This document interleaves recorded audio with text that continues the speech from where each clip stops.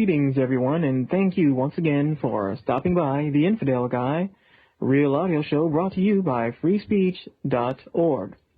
This evening, I have a special guest. His name is Jerry Reiter, author of a new book, Live from the Gates of Hell, a shocking true story of terror by the radical right, told in the style of a page-turning novel.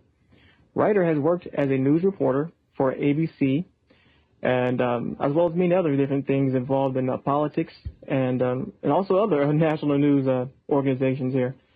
For the past 4 years, Reiter has moved to another area and worked as a national field organizer for citizens reform groups under contract with the Washington, D.C. offices for one of the world's largest public relations firms, Ketchum Worldwide Communications. Much more about Jerry Reiter is on the page now that you all are looking at, and you can find out lots more about him by reading the entire bio there. As well, there are some links to some other organizations that he's a part of. Jerry Reiter, welcome to the show. Thanks, Reggie. Glad to be here. Glad to have you on. I understand that you're having some technical problems tonight, but I'm sure that a lot of people will be listening to the show after we've had a chance to have it taped. Yes, I will tape this show tonight, and hopefully I can have that up in the next 20 or so minutes if the FTP server gets connected properly. Well, Jerry, I hear you're a great speaker, and I hear that you've done a lot for the free thought community, and I would like for you to tell us a little bit more about your background and what you have done and what you're doing. Sure. Thanks, Reggie. I am a person who's come a long way in a short period of time, I guess. 10 years ago when I started out, I was in a very different place. I actually was quite conservative. As a matter of fact, I helped a young man named Ralph Reed, who was unknown then, start an organization called the Christian Coalition. And I became one of the regional directors and one of the people who produced some of their early literature. But these days I'm working for the free thought groups and the Council for Secular Humanism in particular. Okay. So it's been quite an interesting journey. It's interesting. And what do you think, in introspect, or when you reflect back on those days, you know that you contributed, of course. Do you feel that you've contributed to you were a big factor involved in the radical Christian right, the coalition getting off on their feet? Do you feel somewhat responsible for where they are today, or? Well, I guess I have a lot to make up for. Oh, okay. But I'm not saying I was one of the key players in the early days of it, but I was involved in it in its embryonic stages because my local pastor had been so close to Pat Robertson, the televangelist who had run for president in 1988, and then took the old mailing list from that group, from that campaign rather, and used it to begin a national campaign of getting born-again Christians involved in the political system. Now, the whole premise of the movement, as it was explained to us, I talked to Ralph Reed on a telephone call, a private one first, and then a teleconference call in which all the potential leaders of the Christian Coalition were on the same conference call. That's how early in the process I got involved.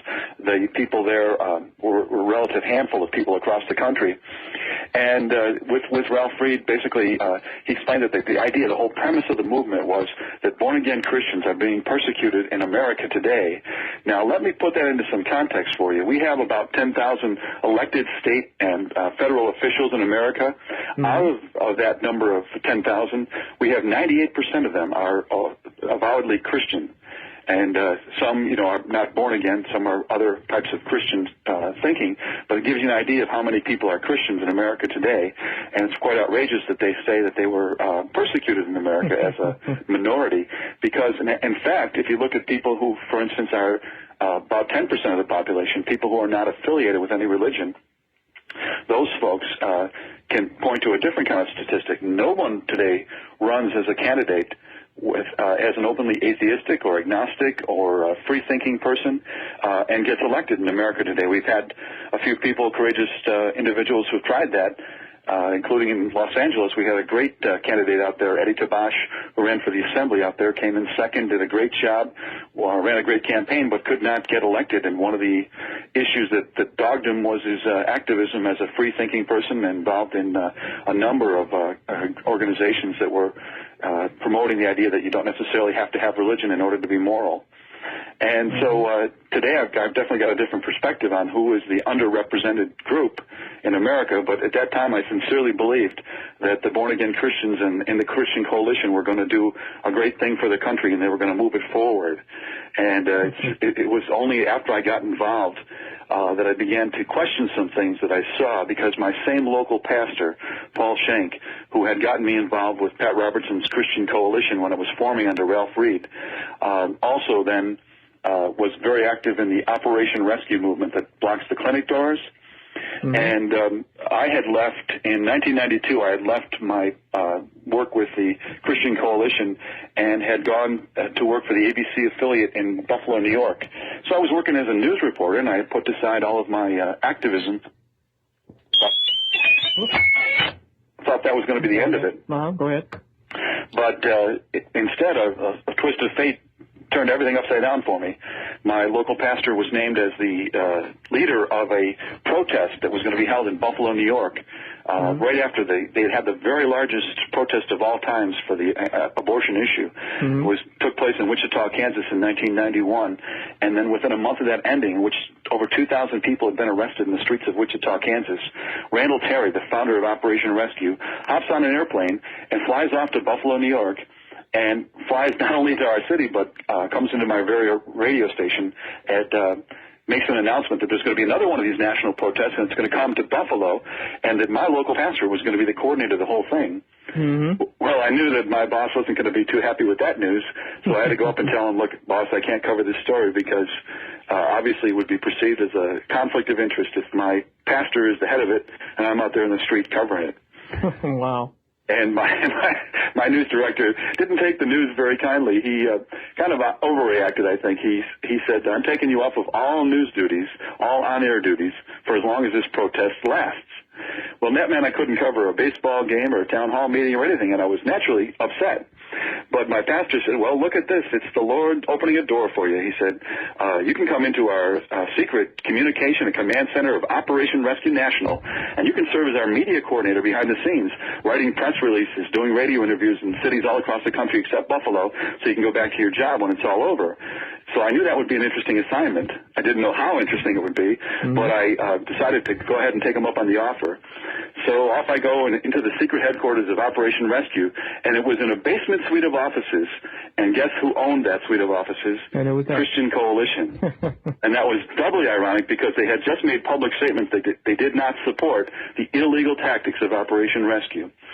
And instead, when I got inside of there, I was told that this movement, which was supposed to be peaceful and using passive civil disobedience to the old sit-in techniques, basically, in front of the abortion clinics, well, within a couple of days of being in the headquarters there, I was given books on how to use chemicals to destroy the clinic equipment, how to blockade the doors with chains and glue and all this crazy stuff, and even how to bomb clinics. I was handed a book called When Bricks Bleed, I'll Cry, and in that book, it was written by a man named Michael Bray, a minister who is in jail for practicing what he preached. He had been convicted in the conspiracy of bombing 9 clinics in the Washington, D.C. area. Wow. Oh, this is scary stuff. He was using all these Bible verses to justify blowing up buildings in the name of God. And how did you feel then, even then, as a believer yourself? I would hit me like right between the eyes. I thought, what is wrong? Something is definitely wrong with this movement. And these people do not understand what this is supposed to all be about. Somehow this movement, Operation Rescue, which had started to break the law just to blockade the doors for one simple thing, was not able to stop the next group of people who wanted to go to the next step, and then the next step, and so on. And so it tells you where my mind was at the time. I thought the solution was to get the people out of Operation Rescue and back into the Christian Coalition. It was years later when I realized that it was like moving them from one department of a department store to another department of that same department store. And I realized that much later that how closely tied in they were together, but I'm kind of getting ahead of myself a little bit on the story. What had happened was that year, 1992, I began to go to the Operation Rescue rally meetings once a month and make a pitch for people to come and join the Christian Coalition, because by now my cover had been blown. Everyone knew I'd been involved in the coalition and the Operation Rescue. There was a story in the local newspaper. I was called on the carpet. I had a tough time getting my job back. And ironically, I had called some of Pat Robertson's legal groups and some of the other Christian legal foundations for help in getting my job back on the basis of possibly religious discrimination. And you know who actually helped me was the head of the local ACLU. And I found that a call that was very difficult to make in the first place, because you have to know that the way I looked at the ACLU in those days as a devout born-again Christian, right. I called the ACLU the Atheistic Criminal Lovers Union. And so that kind of gives you an idea of where I was coming from. So it was kind of hard to even pick up that telephone and make that call and let this guy know that I needed some help. And I couldn't believe it when he came through and with a couple of phone calls and some practical advice, he basically got me my job back as a news reporter. And I was, blown away by that again. Like another light is going off inside my mind that, hey, things aren't exactly the way I thought they were about all these things. Well, yeah. I mean, how much of a believer were you? What's that? Well, how deeply into the church were you? I mean, how much of a believer were you? Well, even on that, I had changed somewhat, because I had started out as a very devout Roman Catholic involved in a lot of church activities as a youth. I was a youth leader and got involved in the charismatic movement inside the Catholic Church. Now, the charismatic movement, that you're talking about healings and people praying in tongues, lots of singing and clapping, and very, rowdy revival type of meetings and stuff, right? Mm-hmm. So when I was 15 years old, I got what they call baptized in the Spirit, and you say these prayers, and the Holy Spirit's supposed to come and give you this gift of tongues, and they call it the least of the gifts, but I always act like it's the most important thing among charismatics. Mm-hmm. And so this guy, this older man, starts teaching me how to pray in tongues, basically. He said, well, you just got to help the Lord along, sort of. He said, it's like a car, like driving a car. He said, it's easier to steer it where you want to go if you're already in motion. So he had me, practicing this gibberish, and then eventually it would come as naturally to me as anybody else who practiced it for a while, And so it's this meaningless language. It's basically this, they call it a prayer language, but it's actually, something that no one can understand unless they have this thing that sometimes people do this thing called interpreting and so forth. But I mean, basically it's unintelligible language that, really doesn't seem to help anyone. It doesn't, do anything for anybody. So at any rate, I was very involved. As a matter of fact, at the age of 15, they asked me to give a talk to some other teenagers about this whole thing, about why my faith was more personal to me. And apparently I was well received, because I started getting more and more and more invitations. And as a young man of 15 and 16 and 17, I was going around all the time giving speeches to everybody from youth groups up to big church groups and retreats and seminars. So, I was in it big time, and I was playing the guitar. I was singing songs that I wrote about the Lord, and I was sharing my testimony and talking to people and explaining, the ideas of the faith. And there weren't many young teenage boys who could do that, obviously. Mm-hmm. So I became a kind of a Pied Piper for a lot of people, brought a lot of people into the church.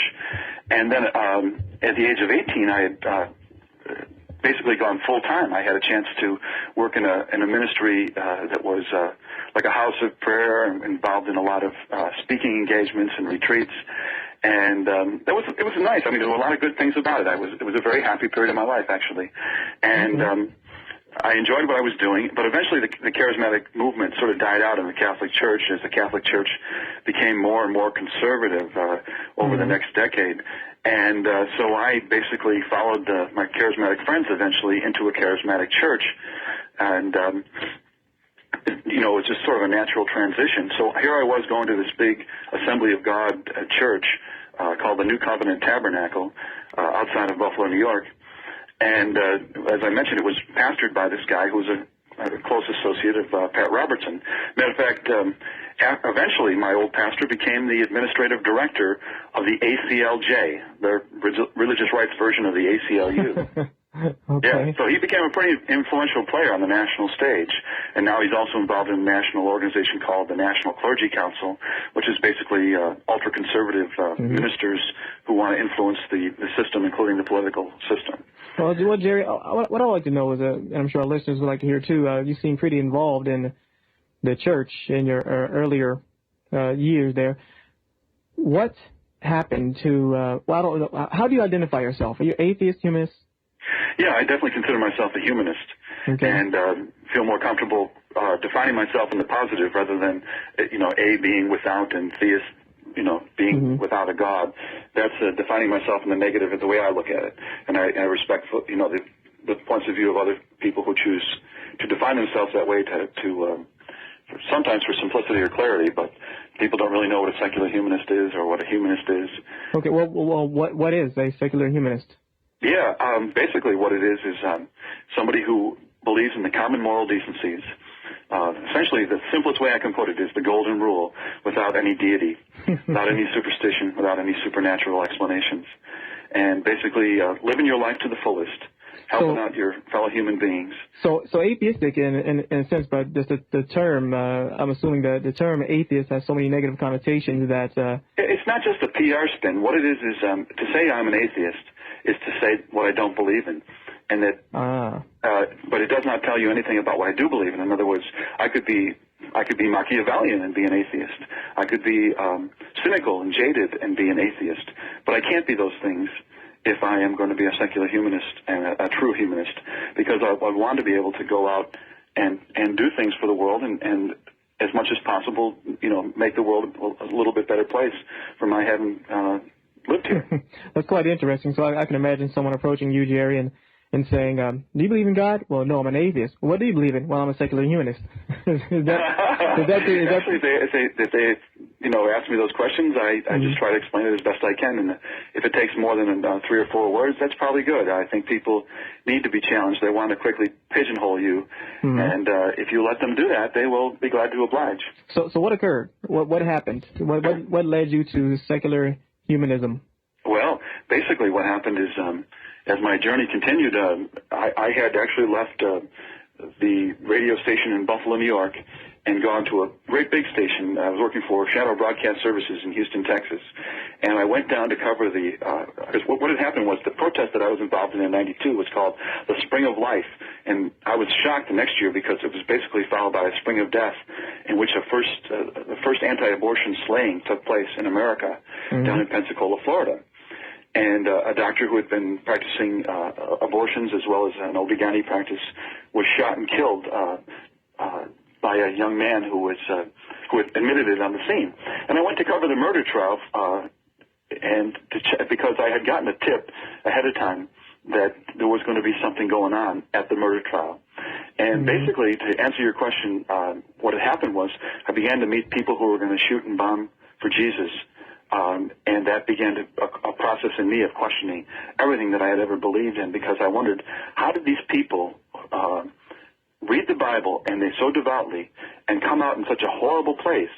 And yet I had always believed it was a good and positive thing, and that biblical morality was the way to go, that it offered a better way of living for people. But what I saw was that some of these people that were sort of fanatical, including a guy named Paul Hill, who later was going to become the next anti-abortion assassin, sat and told me about a theology that was gaining a lot of steam inside of the charismatic movement. It's called Reconstructionism. And this basically means go back to the Bible completely. In some of the extreme cases, they mean go right back to the Old Testament law, which would mean, if somebody's a homosexual, you would stone them to death in the street. Just because they were immoral. If somebody who's committing adultery, you do the same thing. And I began to realize that, they pointed out to me that those were the biblical ideas. The ideas that I had about tolerance and compassion were, while they were laudable, were basically secular and Enlightenment ideas. And I began to look into it and look into the philosophy and see where my ideas were coming from. Because basically, I never had that hardcore edge like that. I never believed in terrorism and all that intolerant talk, and I was not that type of a born-again Christian. But what happened was I began to look where the ideas were coming from that I liked, and I realized I actually liked the secular ideas better than I liked the old biblical ideas. And I really believe that if we continue to go into following the biblical ideas, we're going to end up hurting a lot of people.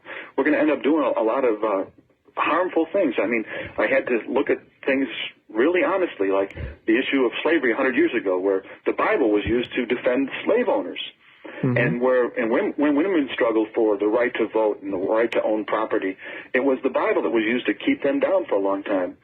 And I had to admit that was true. And then I didn't like that. And then I realized that, well, maybe it's possible that today these hot-button issues like abortion and homosexuality, all the so-called moral issues, that possibly we also, who were so sure that we were right because we were standing on the Bible, would someday be looked at as being just as backward as those other people. And it hit me like a ton of bricks, and it was very painful to begin that process of saying, maybe there's some other way. Maybe this isn't the only way, or maybe this isn't even the best way to go, to put everything on the Bible. And I began to read a lot of books about it. I read a book called Rescuing the Bible from Fundamentalism by a very liberal bishop, John Shelby Spong, from the Episcopalian Church. And that blew my mind. He began to rip apart the old beliefs that I had about fundamentalism. And once that began, that process, I couldn't stop it, even though I wanted to in many ways, because it was very difficult. My family was all very conservative Christians, from the Catholics to the Baptists to the Charismatics. And I didn't want to be out of it, and I didn't want to be somewhere else. But as I began to read and explore, I began to realize that I didn't fit into the old patterns. And I began to meet people in New Age groups and different things, and I realized that there were people of other religions who were just as moral and just as good as people who were of the Christian faith. And then eventually, I met a guy named Paul Kurtz, who was... I was basically called in to help advise on a television program that the Council for Secular Humanism was producing, and I ended up meeting Paul Kurtz as well as other people in the organization, and was very impressed. He gave me some books to read, and we ended up talking over a period of months, and eventually he decided that he would like to have me be a part of his team, and so he ended up putting me to work in one capacity, and now I'm working in another with communications. And so basically I've come to the point where I realize that you can be an ethical person, whether you're religious, non-religious, but that the important thing is that the basis of what religious people claim is their own, which is the golden rule, treating others the way they should be treated, the way you'd want to be treated in similar circumstances. And actually that's quite non-religious, actually, if you really... That's exactly right. It's non-religious. It is a very human thing. And there's no absolutes in that statement, actually. Yet many Christians claim that it is theirs, or they actually, that's nowhere in the Bible, correct? Well, yeah, the phrase "the golden rule", that's exactly right. It's not in the Bible, the golden rule, as a phrase, but the concept is there. But it's both in the Old Testament and the New Testament, and it's in the Hindu faith, and it's in the Wiccan faith, and it's in the Buddhist, and you can just go on and name about any religion, and it's there. Unfortunately, it often gets lost because what overrides that is this gradual process of indoctrination and dogmatism that makes people less and less compassionate and gentle with one another, and less able to change as time changes, and able to, when you can follow just the golden rule of doing what's right for that person, you can grow and you can change. But if you're locked into scriptures that were written thousands of years ago, you can never progress past the moral thinking of men who lived thousands of years ago. So you're stuck. And it's unhealthy, and you can't grow. And I realized that was the case, and I became very enthusiastic about the ideas. And I started writing songs about, a song called "I'm Happy to Be Human," free from superstition, to live my life in fullness every way. And I started writing other songs about this whole experience, and I kind of turned mythology and things on its head. I wrote a song called "Prometheus Took the Fire," in which I say that he took the fire from the gods, why can't you and I? And I began to realize that I was so filled with enthusiasm about these new concepts, and that I thought it was a better way to live, where you could be humanistic and help to progress and to grow and to change, rather than to be stuck only on the past. And so many Christians were so afraid of the future because they were convinced the world was only going to get worse and worse until the time when Jesus came back to the earth and solved all the problems. But I find that there's a lot more freedom, there's a lot more hope, there's a lot more opportunity in persons who are willing to be open and say that, hey, we don't have it all figured out, but you know what? We're going to continue going forward. We're going to continue progressing. We're going to continue finding new ways to meet human needs here and now. And if we can do that, then what the heck? Other people will catch on to that, and they'll say, this is great, this is positive, this is something I can relate to, and I can use this in my life. This isn't just something that somebody wrote down a long time ago. It doesn't affect me, and heck, it's not even boring. It's interesting, and it's always changing, and that's one of the things I like about it the best, is that it's not set in stone. It's not locked into one particular time from long, long ago, and we don't have to rely on one particular group or one old man in Rome. We don't have to rely on any one individual to tell us how we should live our lives, but we can gain knowledge constantly by educating ourselves in science and philosophy and critical thinking and reason. We can learn to appreciate the arts. We don't have to have the fear that a lot of religious people have to go into creative and artistic expressionist places because they're so afraid that there might be something in there that's immoral, but we're not so afraid and uptight about those kind of things. Our call is to live our lives fully and with exuberance, and to want to be people who are joyful and recognizing that, hey, let's live this life to the full. And you know what? Even if we're wrong, and someday there is some God somewhere, how the heck can he take issue with us if we lived our lives and did what was right just because it was right and not because we were looking for some kind of reward? So when I meet Christians who say to me, aren't you afraid you're going to lose your salvation and everything else? I say, no, I'm not afraid, because I am just doing what is right, and I'm continuing to try to love human beings as much as I can in my practical life.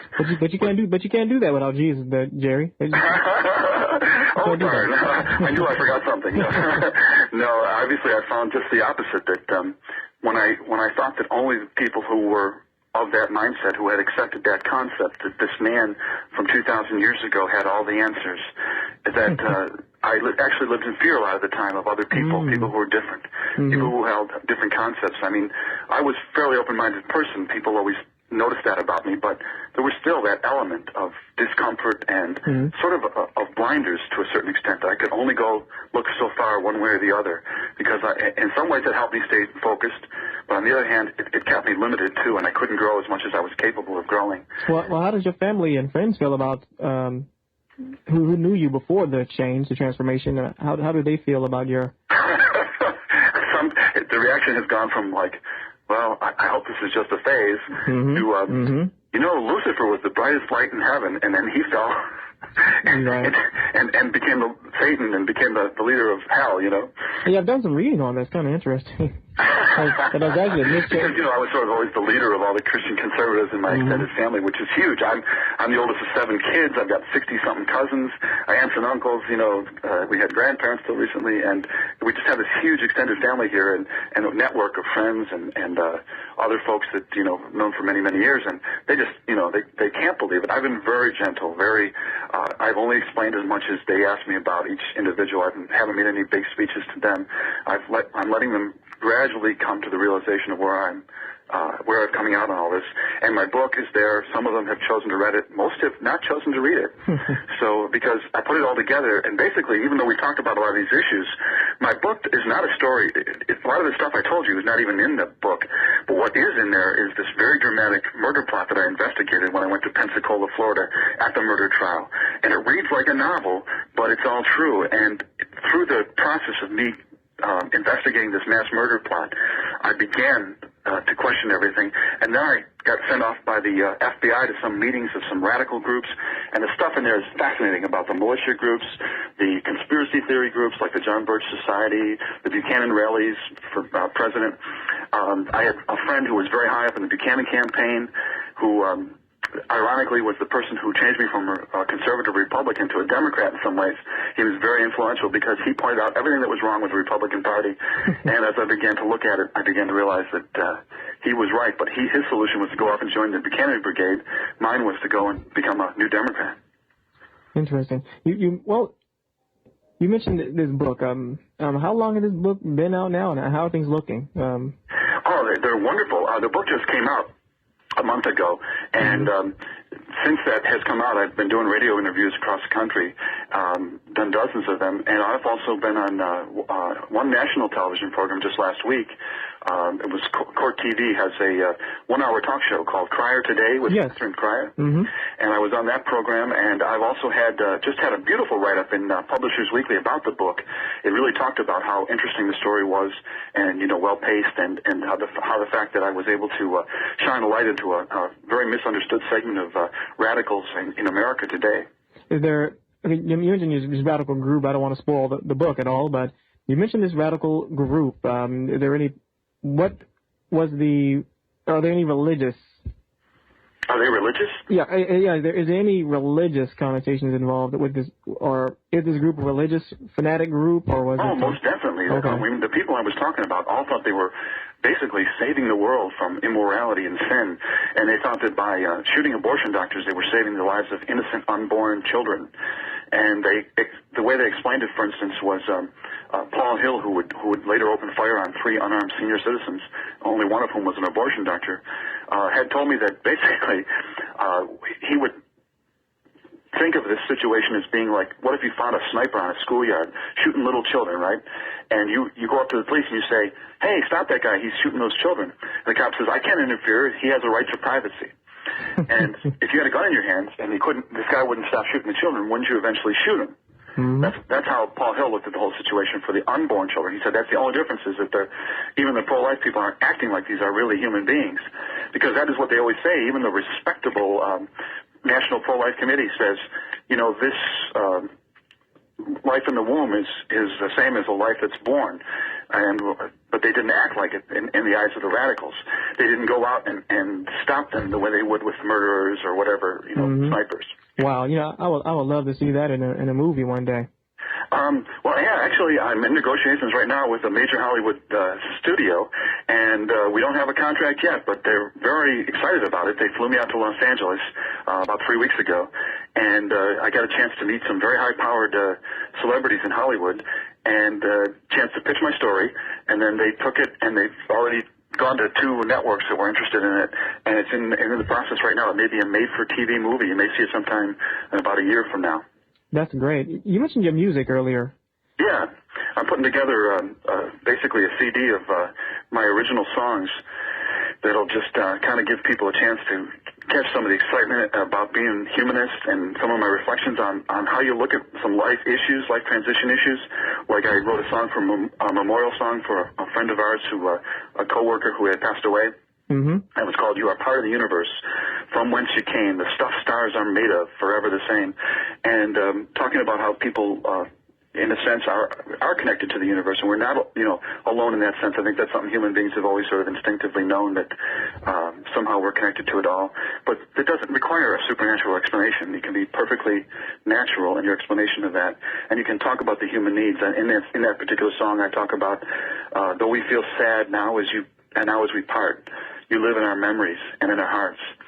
And so it really was quite moving for the family who gathered together, and we did a little tree planting and stuff. And it was really nice because so many of the humanist and atheist gatherings don't seem to involve much emotion, that human connection, that human bond of familial feeling hasn't always been there. And I think that it's extremely important if we're going to gather people together and meet their needs, that we must do so on every level, not just intellectual. And some of the songs are just quite humorous. I have one called 5'9" from Palestine. It's to the tune of 5'2", and it talking about Jesus walking across the water and things. And it's just for fun, And I have some that make fun of politicians, like we got the best politicians money could buy. Wow, which is true. Well, these days I know we can't even decide which one we want, but right. It's obviously with the election going on at this moment, the election's still not decided. People are getting a little more partisan than usual, but it was just a lighthearted song. And are you available to speak to an organization or? Yeah, as a matter of fact, I've gotten some great responses. I had spoken at Princeton University back right as the book was just first coming out a month ago. And since then, I've received quite a number of invitations on college campuses. But I'm also going to be speaking to some other groups, and I'd love to get as many opportunities as possible. That's great. And how would one contact you to set this up? Yeah, let's see. I guess the best way to get in touch with me would be to email our booking person, who is the email would be let's see here. Oh goodness, I'm stumbling on his email. I guess I'll just give my email from the book. It's Live from the Gates of Hell, but it's no spaces in between. It's just Live from the Gates of Hell at yahoo.com. Oh, great. And they can definitely get a hold of me that way. Okay. Well, I'm curious. I've been thinking, you've really been through a lot and seen a lot. And any personal attacks on you? Have you had to defend yourself at all? I've been attacked verbally and even physically a few times because of my non-belief, and maybe I'm too explicit about it, but hey, I feel like there's a church on every corner here, just about. I think I have the right to be able to get in my vehicle and drive around with my Darwin fish on my car, but some people don't think that's a good thing. Well, each of us handles it in our own way, but no, I think I'm pretty straightforward, and yes, I've had people say all kinds of nasty things, but I understand where they're coming from. You just roll with the punches, and I'm pretty diplomatic most of the time. So I think it was one of the things that surprised people was some of the religious folks that came to hear me speak in the different campuses. They were surprised that I was purposely respectful of their views rather than mocking, and that I was explained exactly why I no longer buy into them. And then, of course, I had some pretty darn dramatic stories to tell and a little bit of humor along the way, so that helped, too. And you mentioned humor. You told me a story before about the way you handle this particular situation. And how do you handle... Which particular situation? You made reference of a speech, I believe, or a lecture you made. I'm not quite sure where. But a woman... I'm thinking about one of the morning talk shows. Mm-hmm. I was doing a show out of Chicago, Mancow Maurer, it's a crazy name, but he has a syndicate to about 35 different stations, but he's based out of Chicago. And he's a lunatic. He's like a Howard Stern of the ultra-right, if you can picture that. Okay. So anyway, he says he gets on the show and he starts raving and ranting about how we have this guy, Jerry Reiter, author of Live from the Gates of Hell, on the show with us today, and he's one of those guys, one of those wusses who believes that it's good to be compassionate and caring about other people and liberal and all that stuff.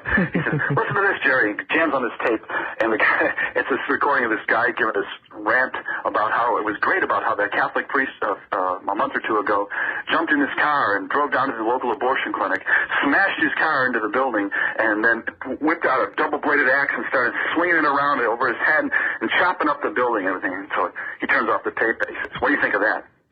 I said, "I think that approach will just let us end up with a bunch of axholes." And he was like, "What? What did you say?" And I said, and if you like this guy now, I said, you aren't going to like it when the vigilante justice folks come for you. I said, because someday they're going to come after the shock jocks. And his little sidekick said, "Oh, you're right. He could come over here. I was like that, So I think that he didn't like the fact that I was such a smart aleck and a smart ass, basically. Right. And he basically cut the interview short. We were supposed to talk for half an hour. We talked for about 20 minutes. So when you do speak, you normally talk about, of course, obviously personal experiences and a couple of stories, and you also try to show that it's best for human beings. You try to talk about the common good for all human beings to get along, etc. But I remember you told me a story in which a woman approached you after a lecture, and she mentioned that everything you were talking about is evil and Satan is in you or something of that nature. And you mentioned something about you pulled out a kazoo. Oh, I've always played around. I got a guitar normally, but this woman was actually she was a person who was. I was talking about the idea that among the humanists we should have more folks that are like out there, like sort of charismatic leaders in a sense, not in a supernatural sense, but in the natural sense of being, a kind of positive person who draws other people and helps people to see the vision of what could be. And she said, charismatic leadership. She was having a heart attack, basically. She said, that's what Adolf Hitler did. He marched people off to the gas ovens. Is that what you want to do? And instead of arguing with her or whatever, I pulled out my kazoo and started playing this silly song, which I had played for her before. And so she just didn't expect it at that time. And she started laughing. She realized to sort of put it all back in perspective that I'm this sort of fun-loving, like Big Brother type of kid that they call me the overgrown kid. Sometimes I'm 6'4", and I was a camp counselor at Camp Quest. I guess you had Ed Kagan, the director, on, and over there, I was the one. I came in. They had this sort of college atmosphere for all these young kids that were from humanist families. They had very great lectures all lined up, and I came into camp, rolled in with all these squirt guns, and had all the kids doing water wars and playing pranks on one another and doing all this crazy zany stuff. And within a short period of time, they were having the time of their life. And we went down. We took them down to the creek, and we were jumping in the mud and all that stuff. I come out all covered in mud from head to toe.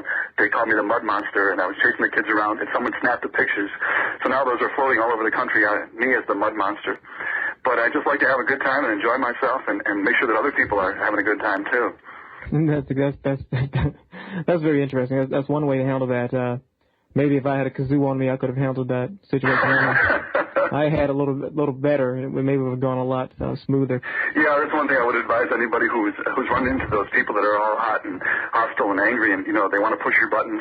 And there's nothing that drives them nuts more than you just being so calm and polite and sweet, and it's just like they can't figure it out. How could this person be so kind and gentle, and be able to be this way? Because I thought they were this nasty, angry atheist, Mm-hmm. So it's amazing how just you being a kind and gentle person can put off a lot of the concerns other people have. But I don't say that you should hide what you think either. So a lot of people are in the closet because they're afraid of that, and it gets uncomfortable because those sacred cows, those people get awful touchy if you step on their sacred cow. That's right. And they may laugh at other people. The devout Christians will laugh at all the people who believe in psychics or UFOs.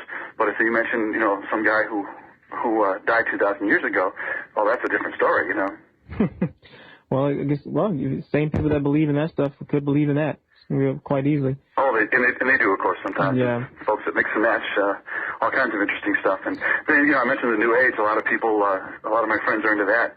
And, the nice thing about that is that they're at least open. They're not afraid of different ideas. But, you go into any New Age bookstore or whatever, and there's an awful lot of nonsense in there about, psychics and tarot cards and astrology and all that nonsense, And I was going to mention that. I think that's good. What's that? I was just going to mention that. I think that is a good thing. The New Age movement. I'd rather have New Age individuals rather than fundamentalist Christian dogma. Yes, it's definitely easier to talk with them without so many sacred cows, and without them being so rigid and judgmental. Because basically, like if you get into a discussion with either a hardline Muslim or a born-again Christian who is, a hardline person, some of them are, very reasonable people, but other ones are very hard-edged. They really can't see any appeals to love and logic. They can only follow the dogma blindly. And so you have to sort of just basically with your life be the best person you can be, and then eventually, trust that they will begin to be intrigued and want to know a little bit more. What makes you tick, You mentioned earlier when you met Paul Kirsch that you said they, I assume you're referring to the Council for Secular Humanism, but you said they gave you some books to read. Do you have any of those books? Oh, really? He gave me so many books. Eventually, I was teasing him. I said, "You gave me more books than I had the first day I started college." Any of those stand out?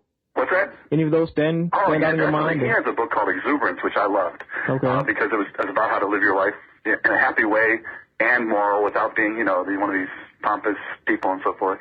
And it was a really upbeat, sort of lighthearted book. And Robert Ingersoll, I was blown away reading some of the beautiful things that he says in there. He was the great agnostic from the 1800s, and he's sort of forgotten figure today in public schools, but he was nearly our president. If it hadn't been for the fact that he was not religious, he would have been the Republican candidate in his day for the presidency, yeah. Wow, I didn't even know that story there. Yeah, it's quite amazing. His words are like something the angels would write, if to use it. I don't mean that literally, but metaphorically, He just has an incredible gift of explaining the ideas of free thinkers and non-religious people in a positive way, in a clear, common sense way, but with such beauty and eloquence. It's just striking. Yes, that's what I was going to ask you as well. Okay. You mentioned, as the audience's guest, we've spoken before. You mentioned something. You mentioned angry atheist as opposed to. Well, that's the public image ever since Madeleine Murray O'Hare. When she used to go around and people would say, Miss O'Hare, can you tell me, what do you believe will happen to people when they die? And her charming answer, I know you remember, it was, they rot. Right. And I tried to put that to music, but it didn't quite fly. So what do you believe? What should our approach be to advertising a philosophy of reason and enlightenment, humanism? What do you think that more organizations out there that are atheistic should be doing, in your opinion? What do you think? What do we need to do to turn around things and repair that image? Yeah, one of the things that I learned from both my religious activities and from my grassroots political organizing around the country was that there is nothing more appealing than a positive person who's filled with excitement about where they're going. There's something electronically magnetic about that other people want to be with somebody who's filled with positive vision and hope for the future. And if we can spread what draws us together and focus on that rather than what what is negative, what we don't believe in, that we can basically be an appealing group of people that people just naturally want to be around, and we can invite them. Not everything has to be serious. We don't have to invite them to a lecture all the time.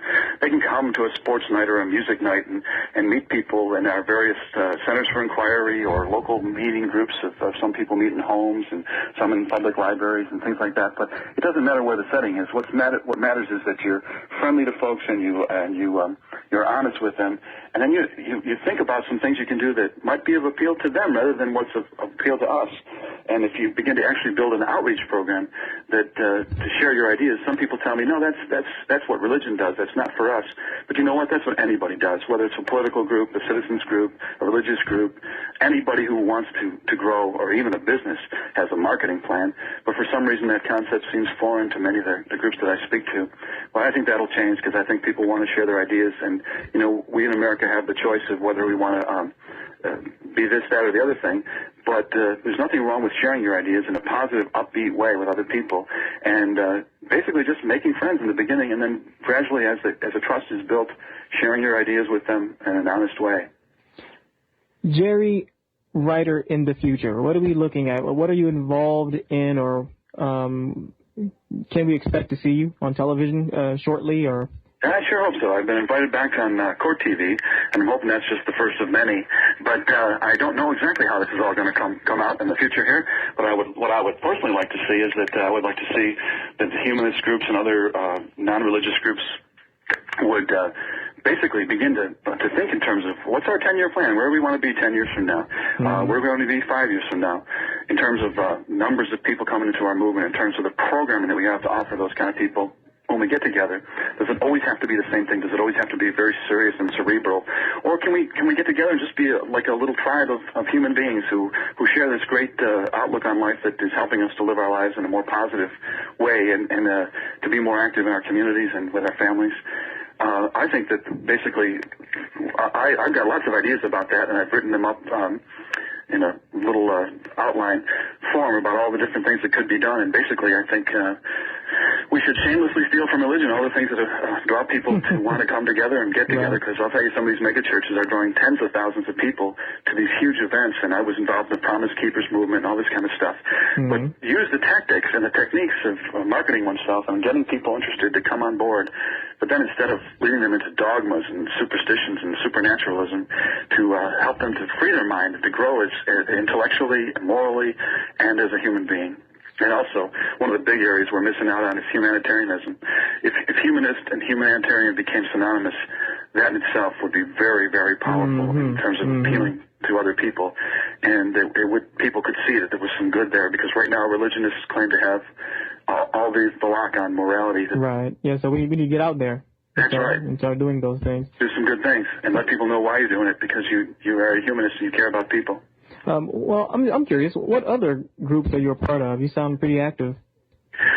Yeah, well, in the past I've been very involved politically. Right now, at the moment, I'm not involved in any particular organization. But as far as, and basically, because right now at this particular moment, my life is focusing around my work in communications for the Council for Secular Humanism, and in promoting my book, and in hopefully promoting it in a movie, because if I become successful and well-known and my story gets out there, that can only do good. It'll help me to get a lot more opportunities to be heard and to share the positive side of humanism and the future of what could be done. Nothing better than that. I know I myself would like the same opportunity to be able to speak to people and make a living doing it, about and leading individuals to reason. Yeah, I meant to mention to you, I've had a few emails recently since I started this campaign. And there are a lot of individuals out there who really appreciate, what I'm doing, and I've changed a few lives with the show. And for the listeners out there, if any of you have any comments that you would like to make about the show, please feel free to email me at infidelguy@aol.com. And Jerry, I really appreciate you being on this show. Thanks. I should mention one thing before I go. Oh, I'm not going to cut you off yet. I was going to. Okay. Yeah, I'll always give my guests the opportunity to end. But Well, go ahead. Yeah, I was going to say that anybody who wants to check out the book, Live from the Gates of Hell, they should go to Amazon.com and check that out. Yep, that was going to be my next question. Yeah. Before I end, because I'm curious about that myself. I would like to say, I think I would like to go ahead and purchase that myself and find out what's happened, what was going on there. Oh, yeah. Well, anybody who likes a good murder mystery story is going to enjoy the book because it makes you on the front of the page to see what the heck is going to happen with these radicals as they begin to build this plot. And as more and more of the story comes out, and they're quite scary, some of the characters. I met guys from the Ku Klux Klan and militia people and just a scary group of radicals with the idea that, change the world in this radical image, and they're going to use whatever means necessary. Well, that's my mother. The means in their mind. Well, that's my mother there. I got a feeling she'll be one of those individuals contributing to purchasing your book. Oh, I'm glad you clarified that. I thought you meant she was answering. Oh, no. Well, actually, I was going to leave, but now, speaking of the book, since we resurrected that, have you received any opposition to this book? Well, actually, in the local newspaper here in Buffalo, there was just a very controversial article that appeared 2 weeks ago, in which it only talked about the local angle, about my old pastor and his twin brother, and how they, the stuff that I said about them and their connection to the murder here in Buffalo of Dr. Barnett Slepian. And it was an indirect, connection in that every time I mentioned their names to these radicals, the radicals brought me in further and showed me more and more of what was going on. And also right after the doctor was killed, my pastor's twin brother shows up and announces a press conference that they're going to have a reunion of all the people that protested in that old Spring of Life, and they were going to come back to Buffalo. And to me, it was like they were going to dance on the man's grave. And he also carried with him flowers for each member of the family, and then he had one additional one, a white rose. And he just said it was for the sign of hope. And I'd never heard of a white rose being a sign of hope, but I did know another symbolism for white rose that was very powerful. It's the name of the most radical group in the country. They hold a white rose banquet every year to honor the shooters and bombers for Jesus. And so, to me, it was like a code that he was sending this message very possibly to these very radical people.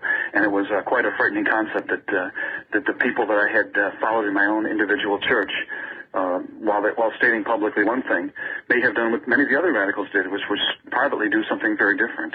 And no one will ever know to what extent, but they were the ones who originally brought all the protesters to Dr. Slepian's front yard and used to scream at him and his children and call the doctor a murderer in front of his children, and a butcher and a baby killer and a pig. They just had all these names. And it was interesting because my old pastor had pleaded guilty to lying under oath in federal court, and then Pat Robertson hired him as head of the ACLJ, the administrative director, for the American Center for Law and Justice. Well, you might as well say the biblical way, because that's what they want to do. They want to install biblical law, all Americans, whether they are Christian or whatever. That's exactly what they want to do. Well, once again, Jerry, this is Jerry Reiter, author of your book again? Live from the Gates of Hell. Live from the Gates of Hell. You can find that at Amazon.com. And they could email me at livefromthegatesofhell@yahoo.com. And I thank you once again for appearing on the show, and stand by as I sign off here. Sounds good, Reggie. Thank you. Okay. Well, everyone, thank you once again for stopping by the Infidel Guy Real Audio Show. I really appreciate you coming in. Apologize for the technical difficulties that were obviously apparent earlier, but in time this will all be worked out. Unfortunately, right now I hope to change servers and make this a lot more easier, not only for me, but also to many of you, my listeners. Once again, if you know anyone that would like to appear on the Infidel Guy Real Audio Show, what you can do is contact me at infidelguy@AOL.com. And hopefully I can get you or someone that you recommend on the show. And if you want to support me, you can go to the Support Us link at the bottom of the page, on the main page. And my address is there.